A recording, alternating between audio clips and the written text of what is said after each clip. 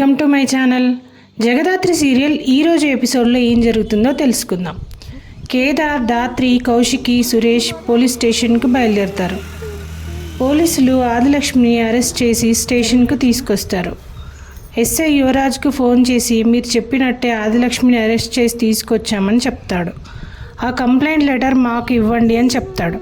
సరే అంటాడు యువరాజ్. ఇంతలో యువరాజ్కి కమలాకర్ ఫోన్ చేసి ఆ సాక్ష్యం వాళ్ళకు దొరకకుండా చేశామని, కౌశికి, సురేష్ స్టేషన్కి వస్తున్నారని చెప్పగానే వాళ్ళు స్టేషన్కి వచ్చేలోపు ఆదిలక్ష్మిని కోర్టులో ప్రొడ్యూస్ చేసేలా చేస్తాడు అంటాడు యువరాజ్. అక్క స్టేషన్కి వస్తే కేసు క్లోజ్ చేయిస్తుంది, అలా జరగనివ్వను అంటాడు. మరోవైపు అందరూ కంగారుగా స్టేషన్కి వెళ్తుంటారు.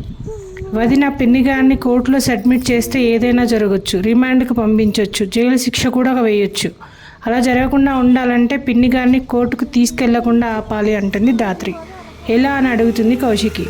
అక్క మీకు ఎస్ఐ గారు తెలుసు కదా, ఒకసారి ఫోన్ చేసి మాట్లాడండి, కనీసం మన వెళ్ళే వరకైనా ఎలాంటి యాక్షన్ తీసుకోవద్దని చెప్పదండి అక్క అంటాడు కేదార్.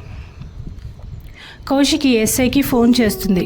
ఎస్ఐ ఫోన్ లిఫ్ట్ చేస్తుంటే యువరాజ్ ఎస్ఐకి డబ్బులు ఇచ్చి ఫోన్ లిఫ్ట్ చేయొద్దని చెప్తాడు.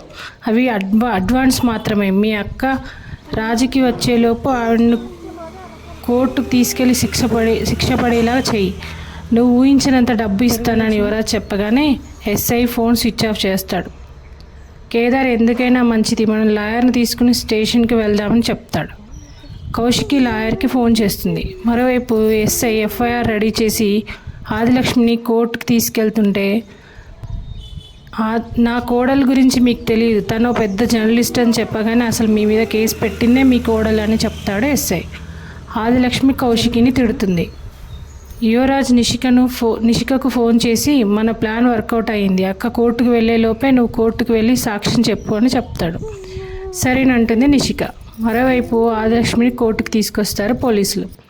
ఎస్ఐ గారు అసలు నన్ను నా కొడుకుతోనైనా మాట్లాడనివ్వండి అని బతిమాలుతుంది ఆదిలక్ష్మి. దాత్రి కేదార్ను కొంచెం త్వరగా వెళ్ళమని చెప్తుంది.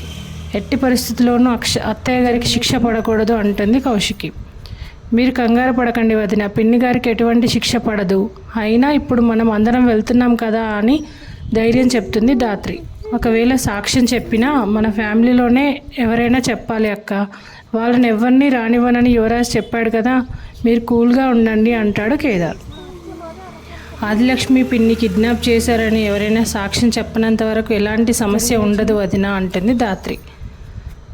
మరోవైపు కోర్టులో ఆదిలక్ష్మిని జడ్జి ముందు ప్రవేశపెడతారు. అక్కడ లాయర్ ఆదిలక్ష్మి సొంత మనవరాలని కిడ్నాప్ చేయాలని చూసింది, అప్పుడే ఇద్దరు వ్యక్తులు కాపాడారు అంటూ వాదించడంతో ఆదిలక్ష్మి నేను ఏ తప్పు చేయలేదని ఎందుకు అరెస్ట్ చేశారని అడుగుతుంది.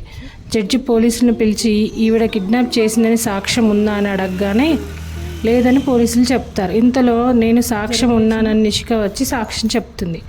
దాంతో ఆదిలక్ష్మిని 14 రోజులు రిమాండ్కి పంపిస్తారు. ఇంతలో కౌశికి వాళ్ళు కోర్టులోకి వస్తారు. అక్కడ నిషిక, వైజయంతి, కమలాకర్ ఉండడం చూసి షాక్ అవుతారు. దాంతో ఇవాళ ఎపిసోడ్ పూర్తవుతుంది. రేపటి ఎపిసోడ్లో ఏం జరుగుతుందో తెలియాలంటే రేపు మన ఛానల్లో పోస్ట్ చేసే వీడియో చూసేయండి.